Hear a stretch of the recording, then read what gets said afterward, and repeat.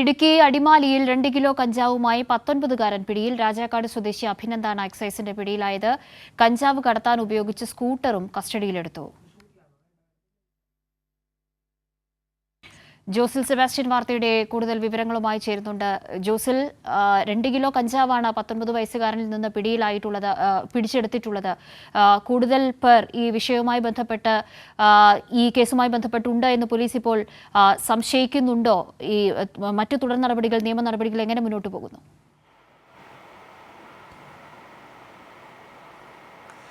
കാവ്യ, ഈ സംസ്ഥാനത്ത് ഉടനീളം ഇത്തരത്തിൽ നാർക്കോട്ടിക് എൻഫോഴ്സ്മെന്റ് സ്ക്വാഡിന്റെ നേതൃത്വത്തിൽ പരിശോധനകൾ തുടരുകയാണ്. ഇതിന്റെ ഭാഗമായിട്ടാണ് നാളുകളായി എക്സൈസിന്റെ നിരീക്ഷണത്തിലുണ്ടായിരുന്ന ഒരു യുവാവാണ് ഇപ്പോൾ പിടിയിലായിരിക്കുന്നത്. പ്രധാനമായും ഇയാൾ ചെയ്യുന്നത് പെരുമ്പാവൂരിൽ നിന്ന് അന്യസംസ്ഥാന തൊഴിലാളികളിൽ നിന്ന് ഈ കഞ്ചാവ് ബൾക്കായി മേടിക്കുന്നു. അതിനുശേഷം ഈ രാജക്കാട് മേഖലയിൽ റീറ്റെയിലായിട്ട് ചില്ലറയായി വിൽപ്പന നടത്തുന്നു.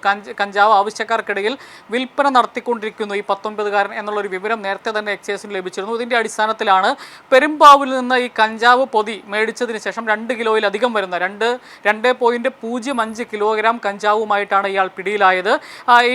ഇയാൾ സഞ്ചരിച്ചിരുന്ന സ്കൂട്ടറും പോലീസ് പിടിച്ചെടുത്തിട്ടുണ്ട്. ഇത് വ്യാപകമായി ഇത്തരത്തിൽ സംസ്ഥാനത്തുടനീളം ഇത്തരത്തിൽ നാർക്കോട്ടിക്സ് സ്ക്വാഡിന്റെ നേതൃത്വത്തിൽ, എക്സൈസിന്റെ നേതൃത്വത്തിൽ പരിശോധനകൾ നടത്തുന്നുണ്ട്. ഇതിന്റെ ഭാഗമായിട്ടാണ് ഈ 19കാരനും പിടിയിലായിരിക്കുന്നത്.